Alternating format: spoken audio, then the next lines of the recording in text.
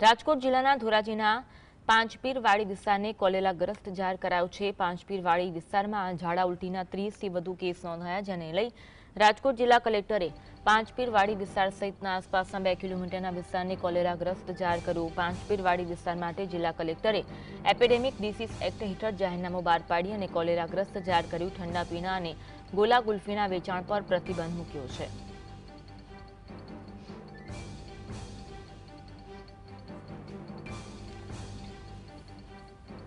વાડી વિસ્તારની અંદર પીવાના પાણીમાં ભૂગર્ભ ગટરનું દૂષિત પાણી મિશ્રણ વિતરણ કરવામાં હોવાથી આશરે અસંખ્ય લોકોને ઝાડા ઉલટીના કેસ નોંધાયેલા છે અને તંત્રના વાકે નિર્દોષ પ્રજાજનો આજે હોસ્પિટલના ખાટલામાં પડ્યા છે।